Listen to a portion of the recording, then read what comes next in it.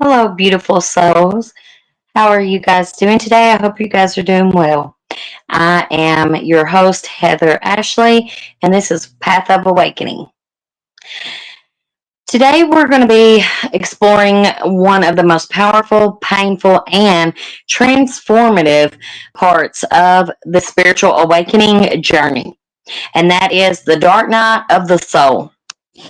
If you have ever felt like your life has completely fallen apart, like you've lost your sense of self, your purpose, and your joy even, then this episode is definitely right for you.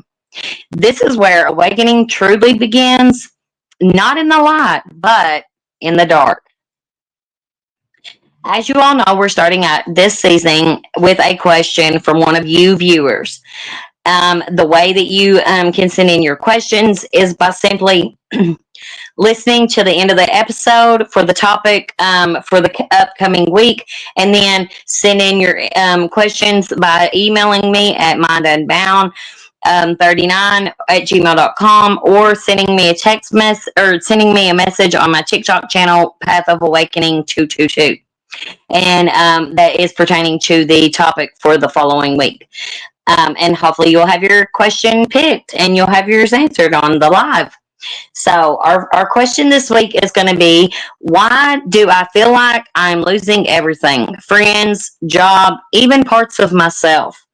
Well, the answer to that is because you are, unfortunately, but it's not a loss. Don't look at it like it's a loss. It's an alchemic shed, basically. Your soul is making room for truth, for alignment, and for a life that matches your higher frequency. What you're losing wasn't yours anymore, basically. It's what's coming is what your soul has always been, what's been calling in all along. So embrace it, rather than thinking that it's something you're losing. Wherever you are right now in your awakening, whether you're in the fire or you're just stepping out of it, I want you all to know, that you are sacred and you are very strong. And the darkness you're walking through, it's not your enemy, it's your soul's reset button. So embrace it. So, what is the dark night of the soul? Well, the term the dark night of the soul originates from a 16th century poem by mystic Saint John of the Cross.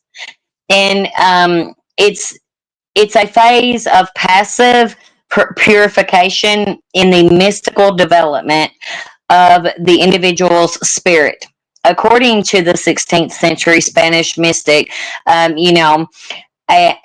he was also a Catholic poet, St. John of the Cross. John describes the concept in his treatise, Dark Night. And it's a commentary on his poem with the same name. It follows after the second phase, the illumination in which God's presence is felt. But this presence is not yet stable.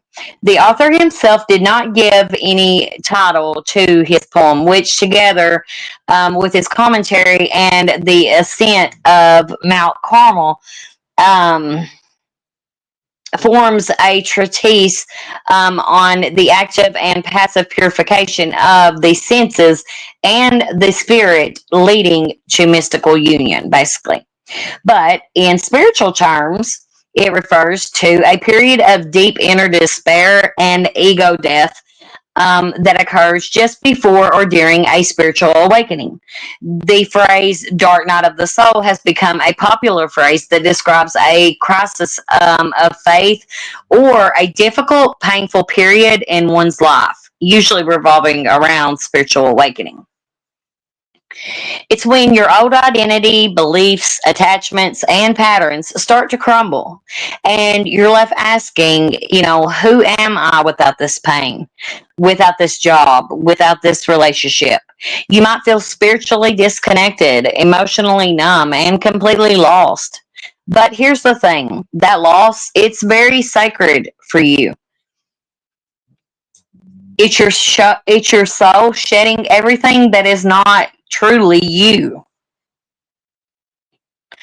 So, what are some key signs to how you will know if you're going through the dark night of the soul? Let's talk about some of these. So, number one is intense emotional collapse.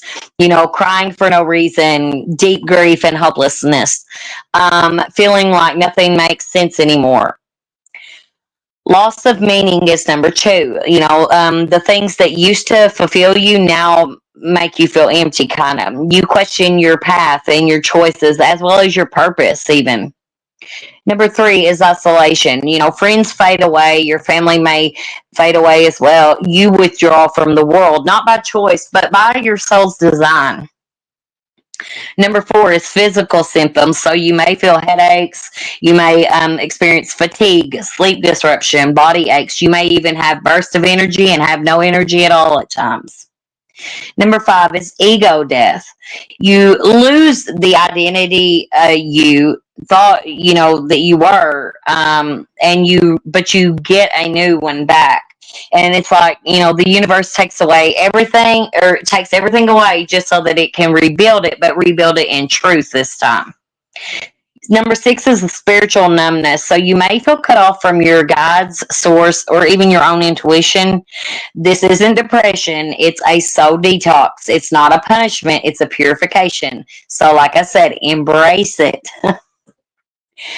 Why why does the dark night have to happen? Well, for several reasons, but the dark night is often triggered by what seems like a falling apart moment in the physical world, basically. So, like if you experience like a death or a loss, a breakup, a trauma, a near-death experience, a spiritual realization that shatters everything you believed, basically, right?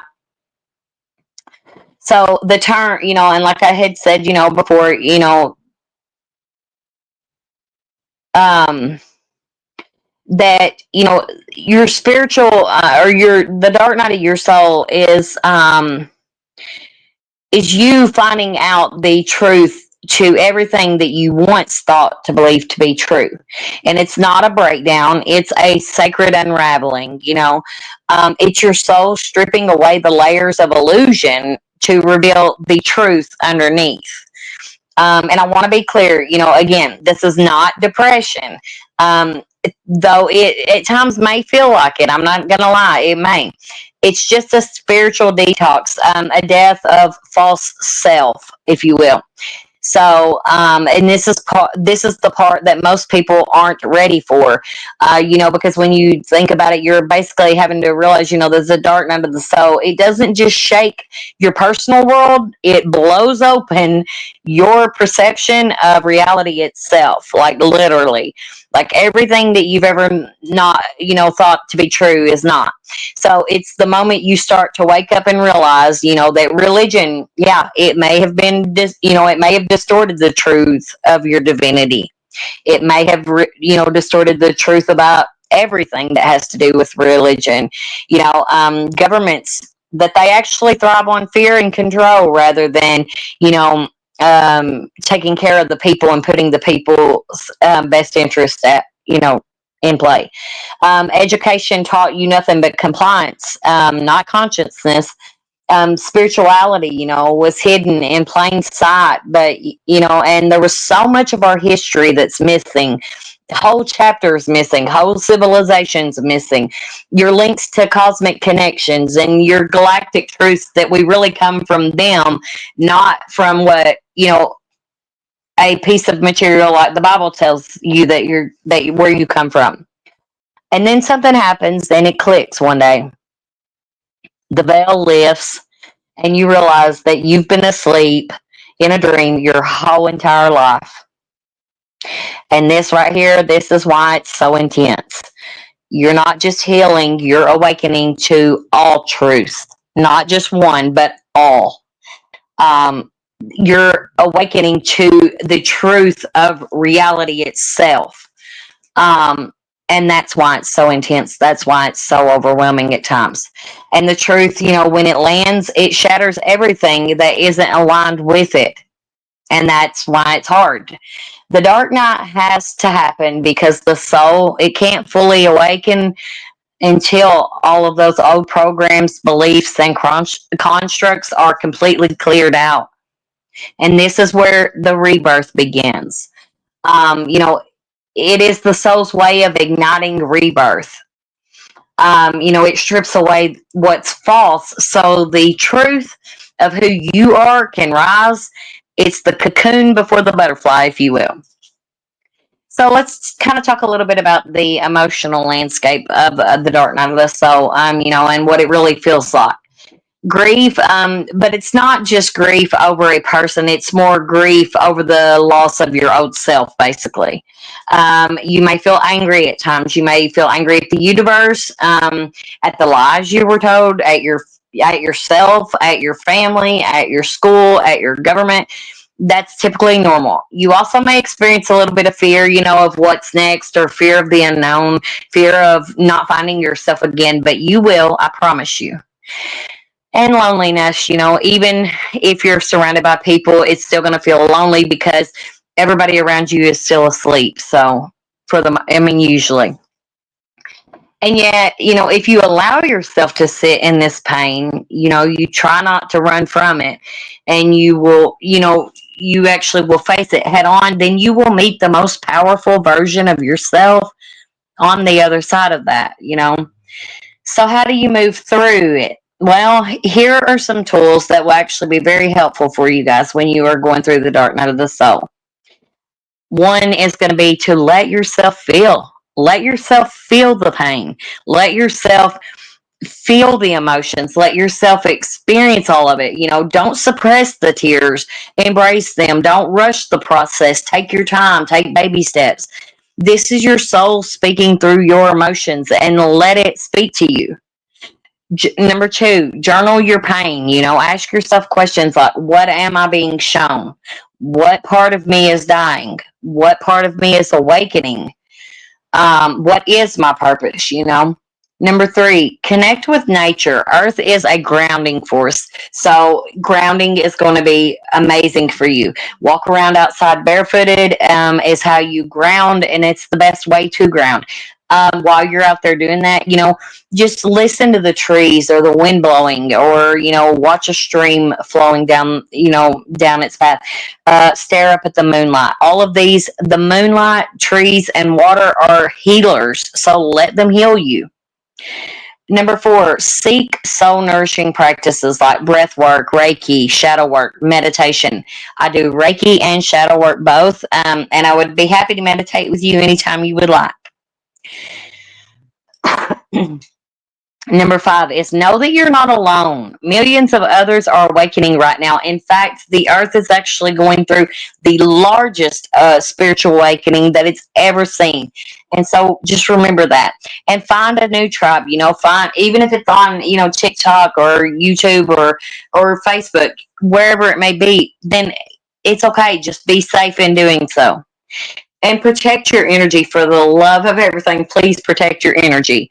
Use crystals like black tourmaline, obsidian, selenite. You can get a bracelet or a necklace, but just get one of those crystals.